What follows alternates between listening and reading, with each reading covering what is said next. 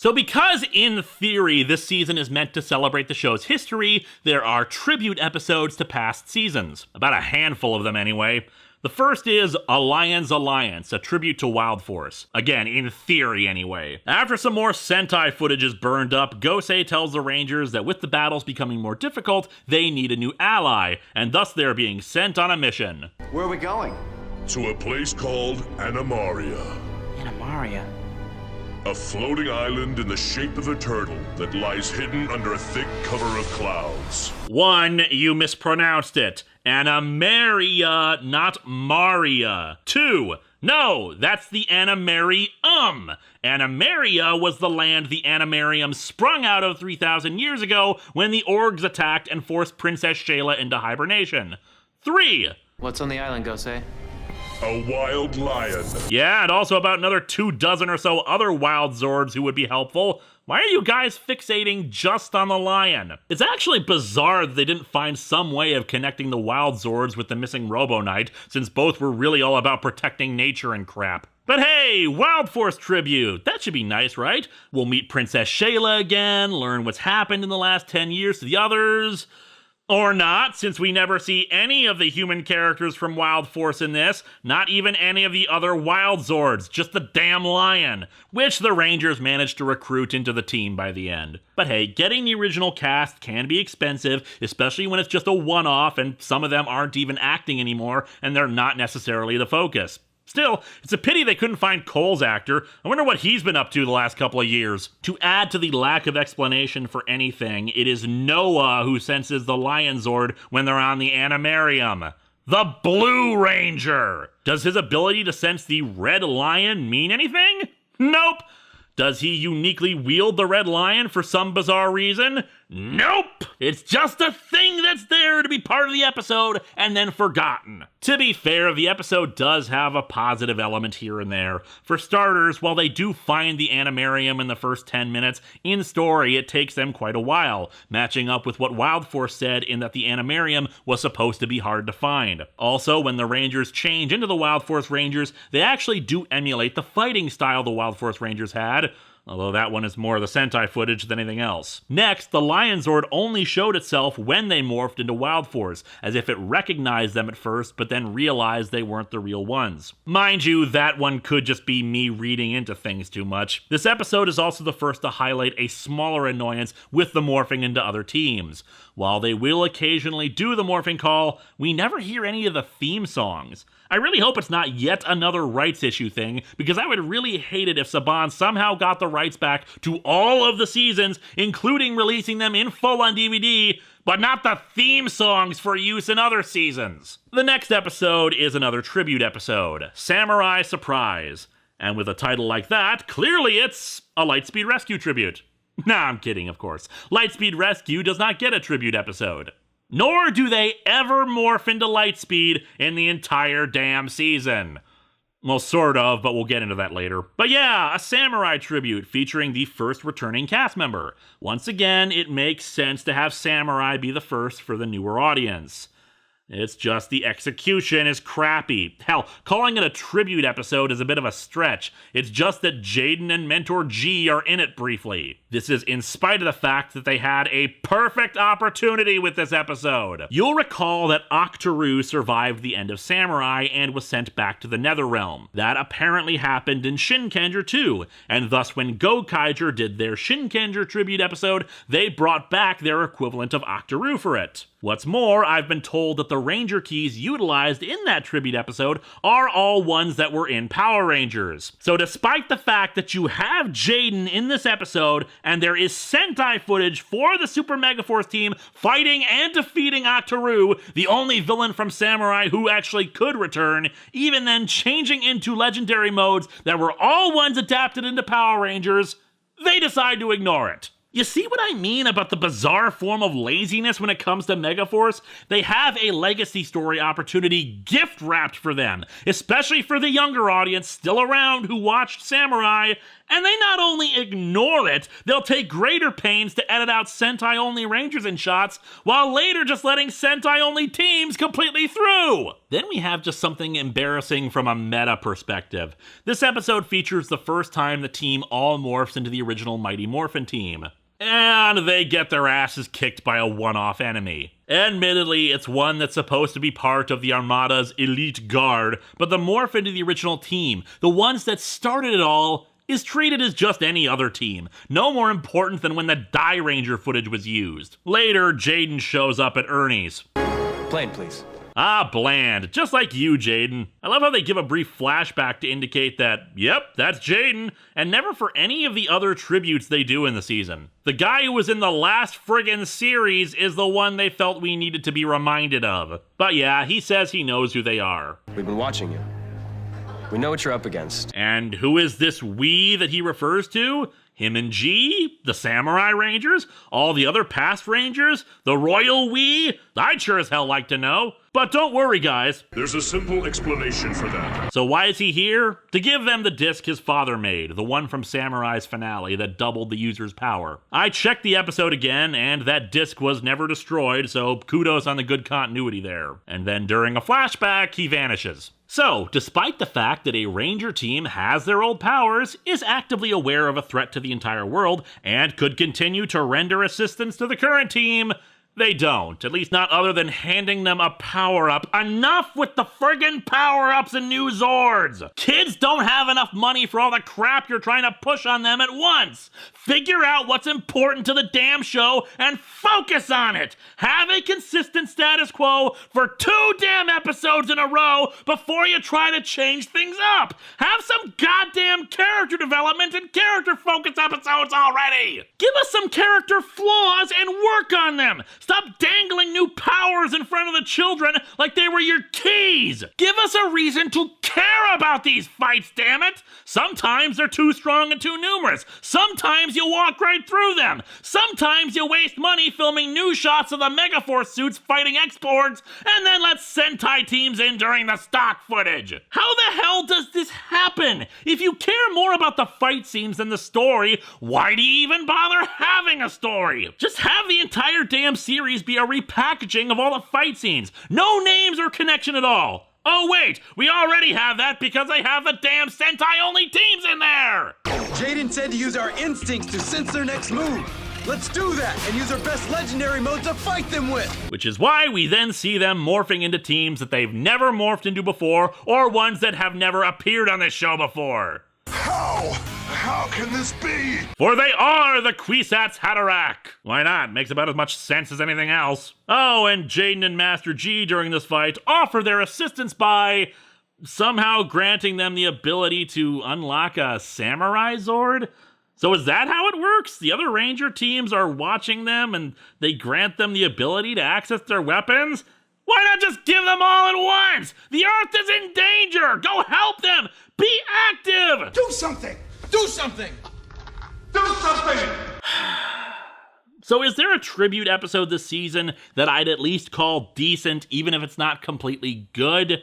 Well, yes, the next one, Spirit of the Tiger. During a trip to the zoo, the Ranger spots someone raking leaves in a tiger cage, as you do, shocked by how he's just able to be in the cage without upsetting the tiger also in it. Do you guys know what a rhino's horn is made of? Bone. Nope. It's made of hair. Tiny little hairs clumped together that grow all the time. Well, sort of. It's made out of keratin, the same material that hair and fingernails are made out of, and structurally more tightly compressed. Whatever. That's actually pretty close and accurate.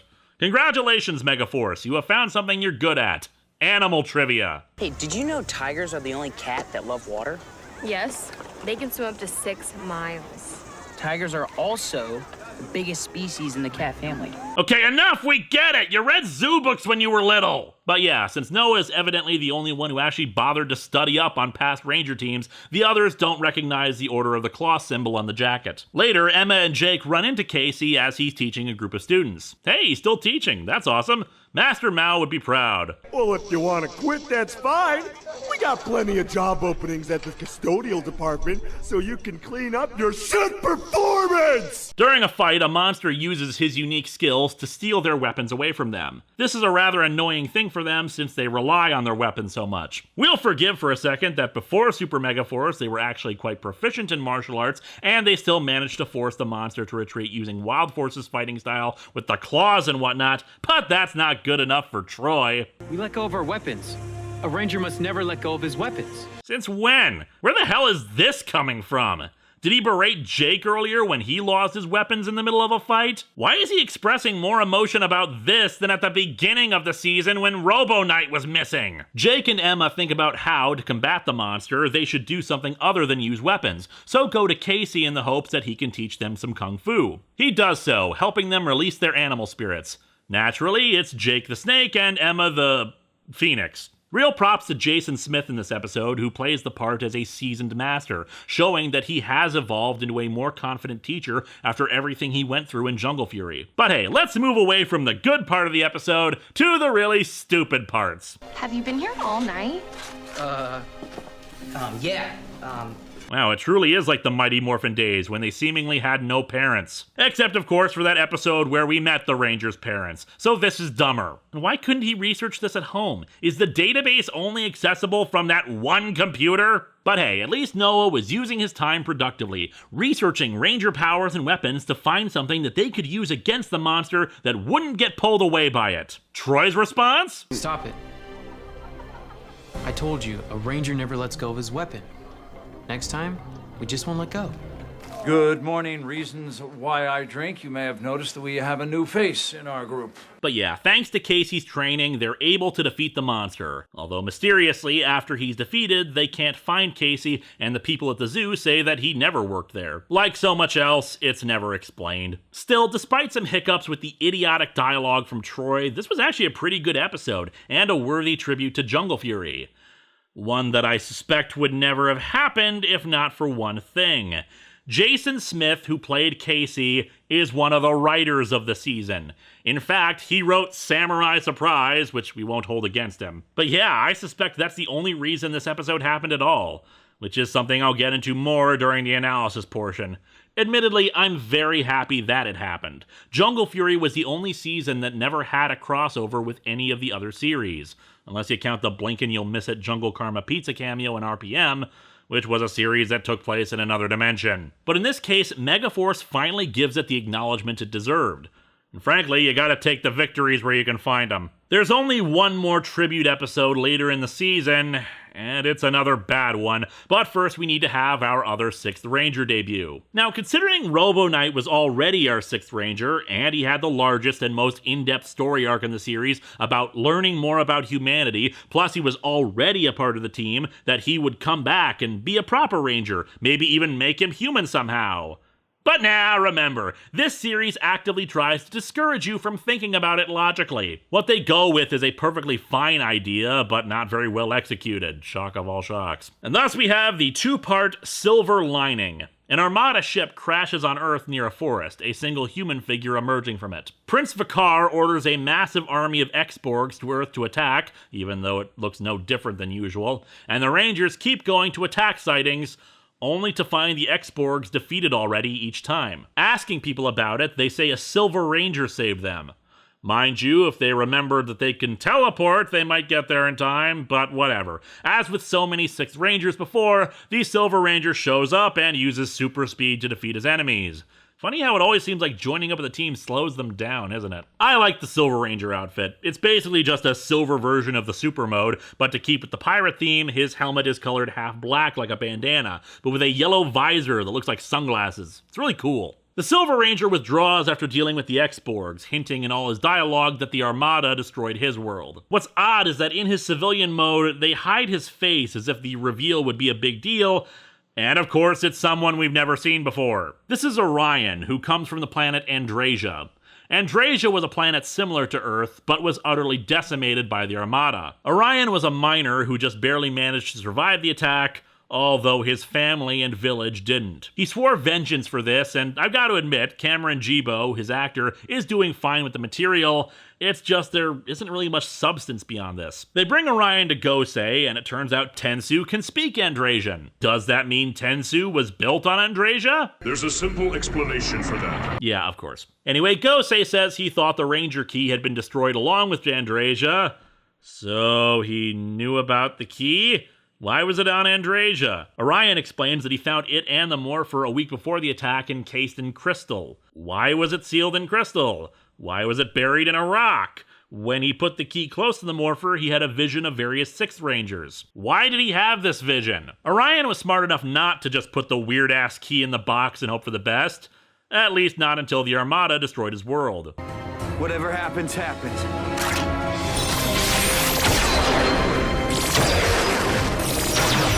He was too late to save his world and failed to find any other survivors. He self-taught himself to survive and fight, so basically our Sixth Ranger this time is Green Arrow. And I started to realize that the Sixth Rangers were calling out to me for a reason.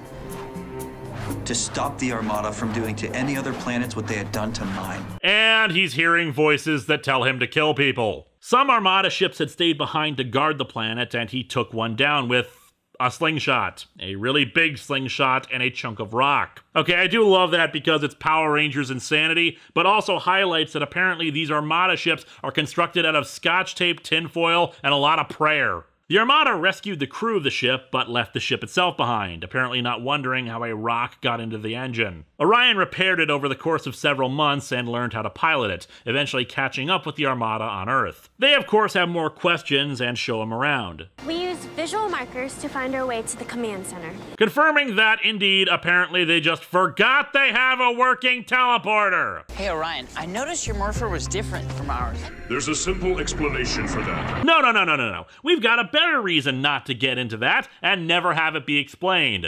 Clothing montage! You know, it's not every show that can go from genocide, thoughts of revenge, being the lone survivor of your people, and then go straight into a wacky fashion montage. Maybe there's a reason for that. I mean, yeah, based on the two-parter, he's been on Earth for a little bit of time, maybe not a long time, but at least a few days, and he's just got done talking about the most traumatic, horrible experience of his life, so let's give him a makeover and dress him up like Billy Idol. We can't stop here. It's Zombat country. You know what gets me? We have yet another missed opportunity here. They describe Andrasia as being just like Earth, and the description of the Sentai-only teams is that they've never been seen on Earth before. Why didn't they say that these were Ranger teams from Andrasia? Sure, they still would have been lazy in giving us any information about them, but at least it's some kind of explanation of where they come from. Plus, it really highlights how dangerous the situation is, that Andrasia had their own Power Rangers, their own legacy of teams that could have defied the Armada, and all failed. But of course, we don't get that. We get nothing. Anyway, Orion is able to access the keys of the Sixth Rangers because of reasons. Mind you, he's able to access forms that are not supposed to be Rangers, like Daggeron Solaris Knight, or if the pictures on his Morpher are to be believed, Robo Knight, and Dino Thunder White Ranger, even though he was the 5th team member, not a 6th Ranger. I don't care what the Sentai says. By the logic of him being an extra Ranger or character or whatever, the Rhino Ranger from Jungle Fury should be a 6th Ranger. Utilizing the 6th Ranger powers also grants him a Zord. What a shocker, another Zord. Although this one at least makes sense for a 6th Ranger to have. No idea where the hell it came from, but there's a simple explanation, yada yada, you get the drill. He gets the Q-Rex Megazord, which they say is based off of the Q-Rex from Time Force, although the similarities are only in their names and the fact that both are dinosaurs. The Q-Rex is pretty cool, very similar in design and feel to the original Dragon Zord. Hell, if this was better written, I probably would have said that it was rebuilt from the Dragon Zord. After all, the original Dragon Zord was never destroyed, and it'd be a pretty great way to truly connect it back to the first season. He gets an upgraded form, basically a battleizer, so he can access all 6th Ranger powers. A power-up 1 episode after he debuts. I'll give you all a moment to pick your jaws up off the floor at that revelation. And it is the most butt-ugly power-up in the world. A huge gold armor with the faces of 6th Rangers all over it. Yeah, might make for a nice, if tacky, display in a home, not something to wear in return to combat. But hey, let's remember that he is a tragic figure here with a sad history as a result of his survivor's guilt and overwhelming need for vengeance.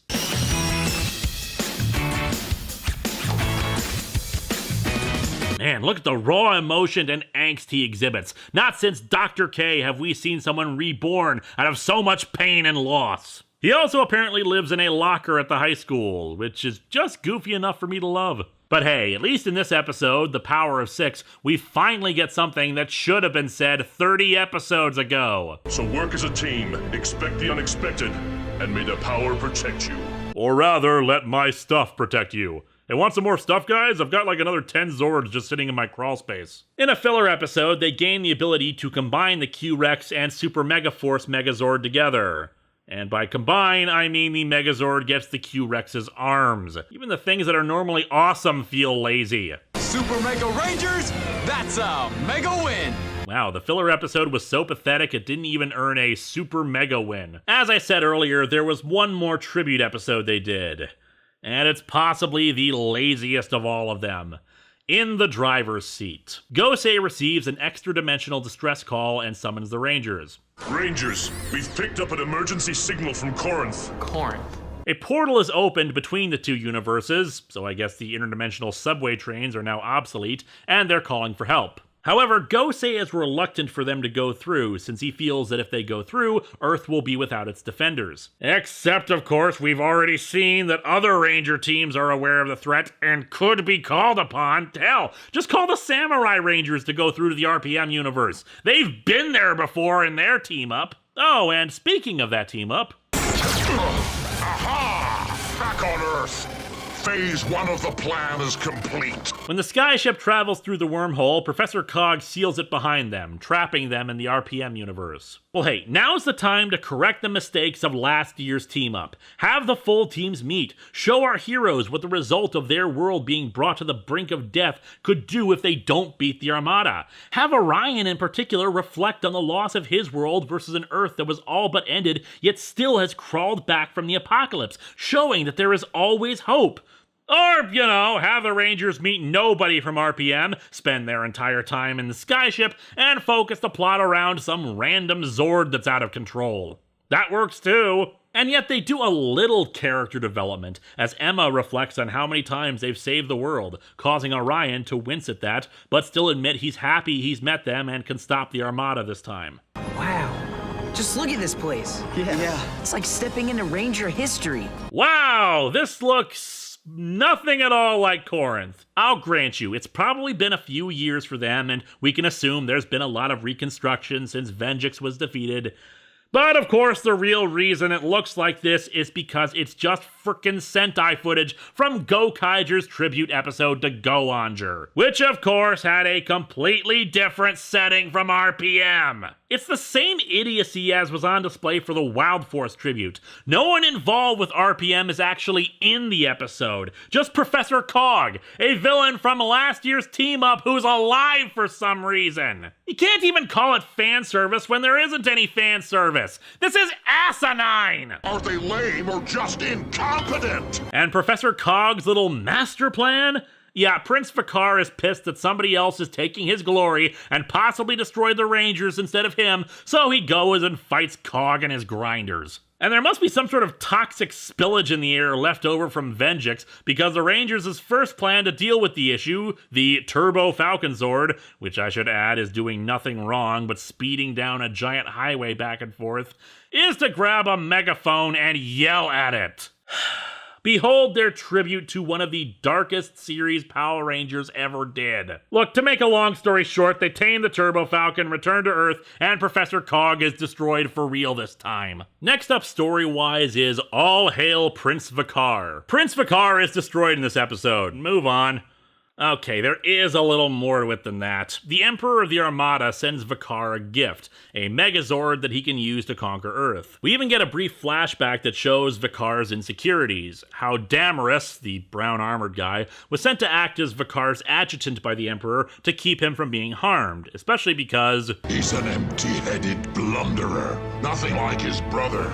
Still, he's my firstborn and heir, but he needs your guidance. The Rangers destroy him and Argus, his bodyguard. I haven't mentioned him or Damaris by name until now because they mean nothing to the plot. They have character traits, but they affect nothing overall, so why even bother? So yeah, Vakar fights them for most of the episode, but eventually loses. And while occasionally he could tell a funny joke, nothing of real value was lost. All Hail Prince Vakar feels like a two-parter that's been smashed into one part, with rushed pacing as a result. So yeah, Vakar is dead. However, it's no surprise that my dim-witted brother was too weak to challenge the Rangers. But he was a convenient distraction. Now, I am finally prepared to execute my master plan. Yes, an episode that felt like a rushed two-parter now leads us into an actual two-parter. You want to know how lazy the writers were? How much they clearly didn't care at this point? The episodes are called Vrak is Back. Except his name is pronounced Vrak, so the rhyme doesn't work. They couldn't remember how to pronounce the name of their own damn character. Vrak kidnaps Orion. Surprise, motherfucker. Vrak drains Orion's life force and loudly exposits his plan to use his energy to block the Rangers' super modes and release a giant drill into the planet. Credit where it's due, kidnapping Orion and using his power to block their super modes is actually pretty clever, since of course we are now back to Ghost Ager footage, meaning no Silver Ranger and no legendary pirates. Of course, instead of having 2 episodes dealing with the first season's leftovers, they could have just had Vrak destroy their powers at the end while dying himself, then you guys get a fresh start and thus 2 more episodes for, you know, character development or proper tribute episodes. Vrak walks through the Rangers easily, having somehow gained new powers in the intervening 15 episodes that give him his current form. He says he won't kill them yet, just wants to watch them suffer. And I swear you can make an hour-long supercut of the entirety of Power Rangers for every villain who retreats because the Rangers aren't worth it, or they want them to suffer, and then gets their asses kicked later for it. However, he then reveals his next pawn, Robo Knight. Yep, Robo Knight has been in his possession this entire time, probably taken at the end of the last season. Utilizing the powers of the 6th Ranger that Orion had access to, he takes control of Robo Knight, turning him into Dark Robo Knight. Also, 2 monsters that, when destroyed, become new giant drills. Robo Knight, of course, is able to toss the Rangers around too, and yet again, Vrak has them spared so they can suffer. Or rather, to unleash the remaining drills. Not sure why he can't just do it himself, but whatever. I don't know why I'm complaining so much. Vrak is the most competent villain in Megaforce. His plan is actually fairly solid in this 2-parter, and he actually has posed a legitimate threat in the show. And yeah, since they're in Ghost Ager footage again, they remember that they have the Gosei Great Megazord on hand. Upon one of the monsters becoming a drill, Vrak exposits that his plan is to have all 3 drills go to the center of the Earth and utterly destroy it from the inside out. Heading into part 2, Emma is sent in the command ship. Oh yeah, that exists too, doesn't it? Bet that would have come in handy against the Armada. To try to destroy one of the drills, Bud is unable to make a dent in it. Troy stops the others from attacking Robo Knight with anything too powerful, not wanting him to be injured since they hope to recover him. Unfortunately, when it comes to stuff like that, it means a Robo ass kicking. Troy takes on Robo Knight alone while the others engage Vrak's remaining monster. The Rangers destroy the monster. They really have little choice here, sadly. And the fight with Troy eventually leads to him being demorphed. And Troy just gets wailed on, desperately trying to get Robo Knight to see reason. It's frankly the most emotion he's shown in the entirety of Megaforce. Robo Knight! You have a mission to fulfill! Acting! Of course, that also leads to this.